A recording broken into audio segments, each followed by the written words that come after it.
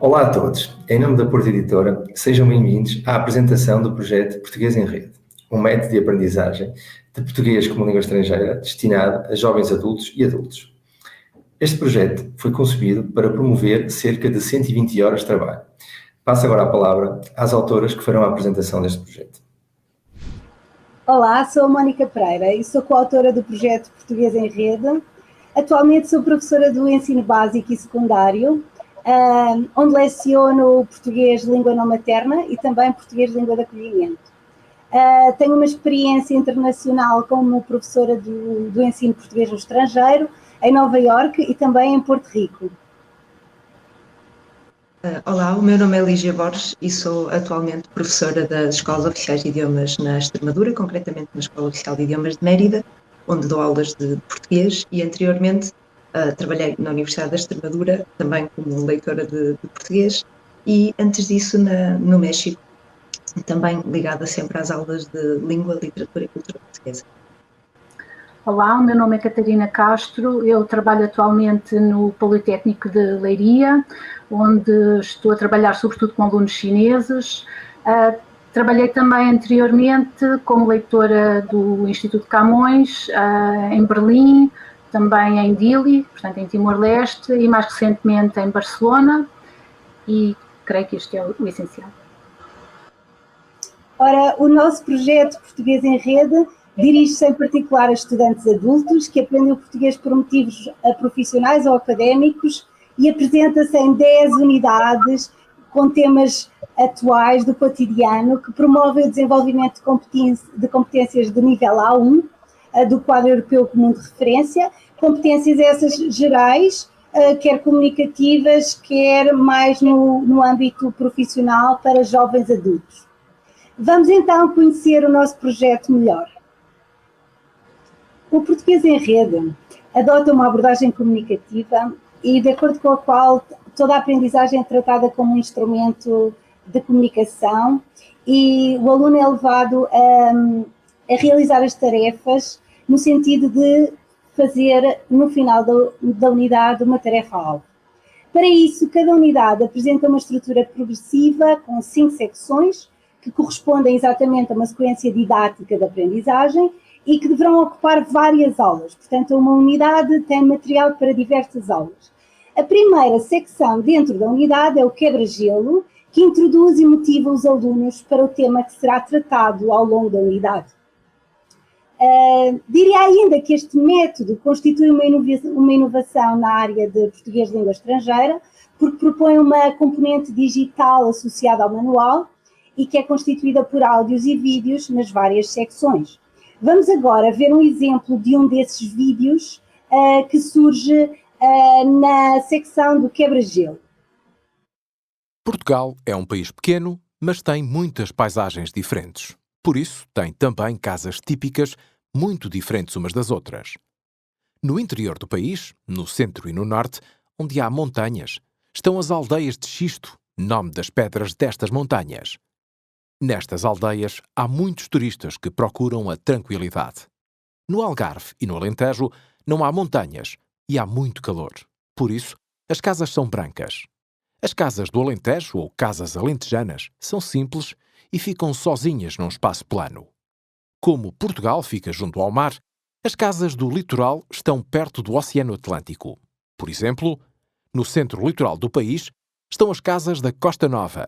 São muito coloridas, com riscas amarelas, azuis e vermelhas. Ficam à beira-mar. Na capital portuguesa, Lisboa, que fica junto ao Rio Tejo, as casas e pequenos prédios têm cores claras como bege, azul ou cor-de-rosa claro. Têm pequenas varandas decoradas com flores. Depois, apresenta-se uma secção chamada À Descoberta, em que depois da secção do quebra-gelo, em que foi dado vocabulário e o aluno começou a compreender a temática da unidade, a língua começa a ser abordada como um instrumento de comunicação mais formal, há mais trabalho gramatical e é mobilizada também a leitura, a audição, a prática de situações comunicativas reais e que são muito adequadas a um público jovem adulto e tendo em conta o nível A1. Diálogo 1. Olá, chamo-me Ana. Muito prazer, Ana. Eu sou o Paulo. Diálogo 2. Bom dia, como se chama? Olá, eu chamo-me Ming. Diálogo 3. Boa tarde. O meu nome é João Martins e sou o vosso professor. E vocês? Como se chamam? Eu sou a Filipa e este é o André. Boa tarde, eu sou a Lúcia e ele é o Arthur.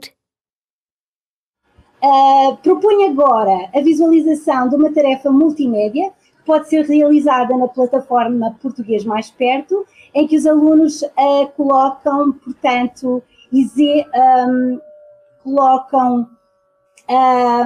palavras de preenchimento, neste caso é um exercício de preenchimento de espaços em branco e que tem uma correção automática. Chamo a atenção, neste caso, na plataforma, as tarefas digitais têm diversas tipologias, não sendo apenas espaços em branco, como relação, ligação de ideias, escolha de itens com uma lista. Como parte desta componente inovadora, o manual oferece muitos exercícios então interativos que permitem aos utilizadores ter este feedback imediato e que para o professor são também instrumentos de didatização nas aulas e também uma forma dos alunos poderem desenvolver as competências que foram trabalhadas nas secções por nós propostas.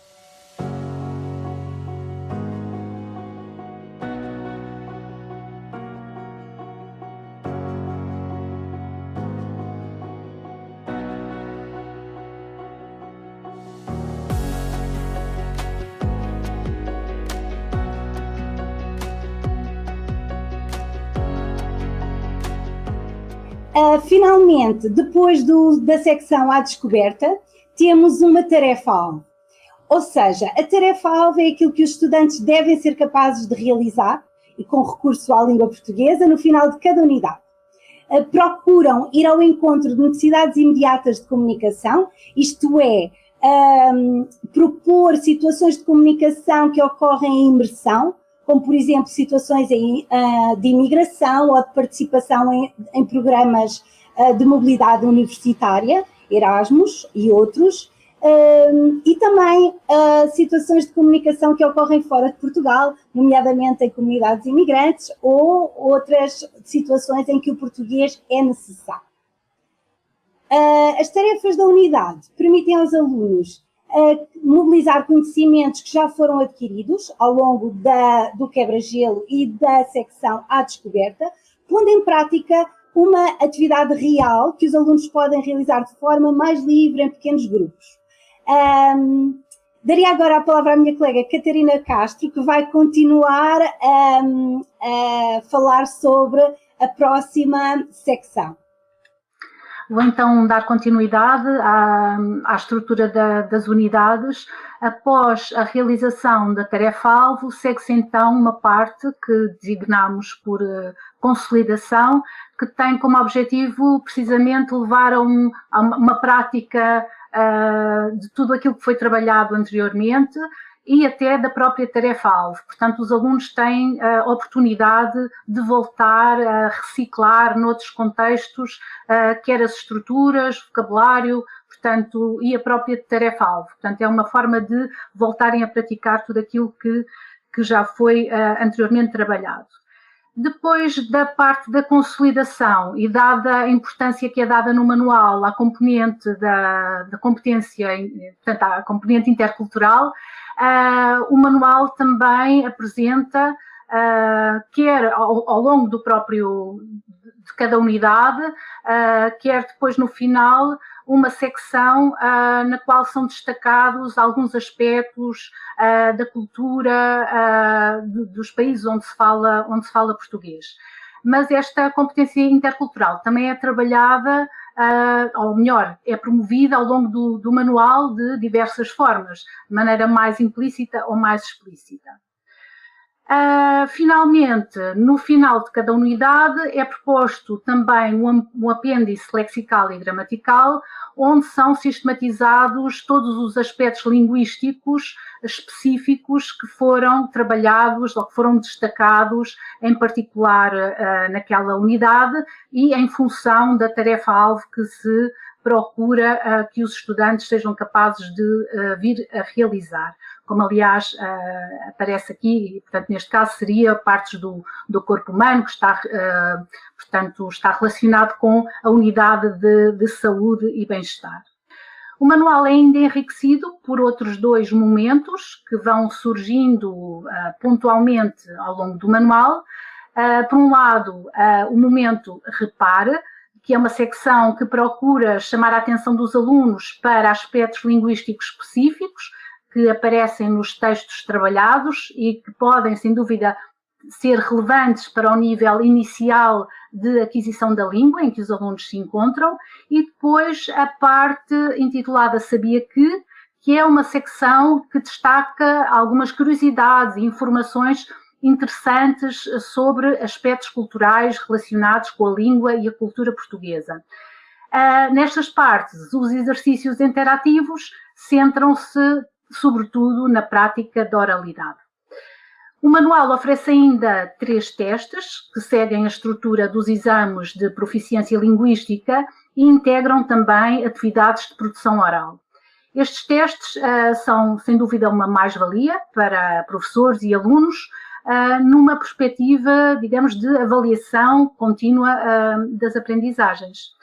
No final do manual, é possível encontrar ainda as soluções e transcrições das atividades, o que consideramos ideal, quer para usar em sala de aula, quer também para um estudo autónomo. Passo agora, então, a palavra à minha colega Lígia Borges, que irá apresentar os cadernos de atividades. Este projeto é também constituído por 2 cadernos de atividades, um geral e outro especificamente dirigido a estudantes hispanofalantes. Estes 2 cadernos encontram-se organizados por competências. O que é que eu quero dizer com isso?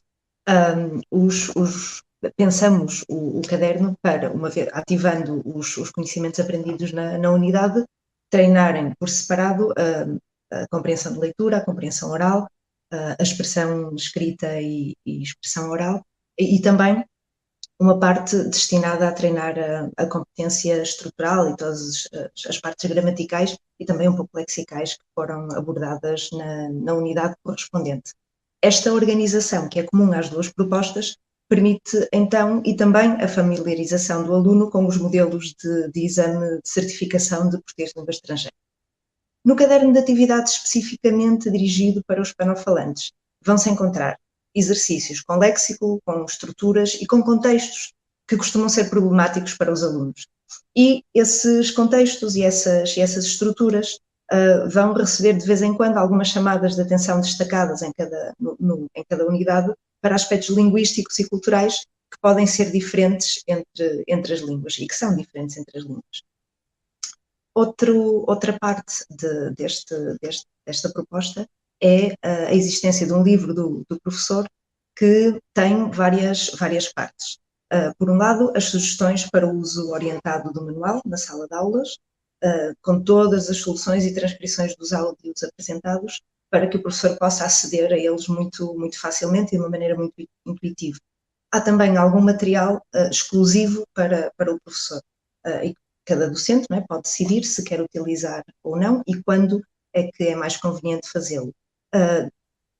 Tem também testes exclusivos para o professor, à parte dos que vai encontrar já no manual, e algumas apresentações, alguns PowerPoints para a utilização em sala de aulas. Para além disso, há ainda um conjunto de fichas A0 para falantes que não estão familiarizados com o alfabeto latino. Gostava agora de referir algumas das inúmeras mais-valias do manual. E destas destaco a existência do conjunto muito amplo de recursos digitais. As tarefas interativas que estarão disponíveis na plataforma Português Mais Perto, que permite uma prática dinâmica e autónoma das funções, das noções, do léxico e da gramática estudados ao longo do livro, e que permite que cada aluno possa trabalhar ao seu ritmo e tenha um acesso a um feedback muito, muito imediato. E nesse sentido, também é muito interessante, o que é muito interessante neste projeto, para além de outros aspectos que eu gostaria de destacar aqui, como também algumas mais-valias. Uma delas é esta abordagem muito centrada nas necessidades do público jovem adulto e adulto. Também, e como já foi referido pelas minhas colegas, esta perspectiva muito atual sobre a cultura lusófona. E também todas estas atividades destinadas a promover a competência da mediação. E estes são só alguns dos aspectos. O Português em Rede procura então facilitar e estimular o trabalho docente com o rigor e a qualidade que caracterizam os projetos da Porta Editora. E quero também dizer que no próximo ano letivo estará disponível um manual de continuidade para o A2. Muito obrigada. Obrigada. Agradecemos a vossa atenção e desejamos a todos uma boa experiência de ensino e de aprendizagem. Em nome da Porta Editora, agradecemos a vossa participação e esperemos que a mesma tenha sido esclarecedora e que este projeto venha a ser do vosso agrado. Da nossa parte, deixamos um contacto para o esclarecimento das dúvidas que possam vir a surgir. Até breve.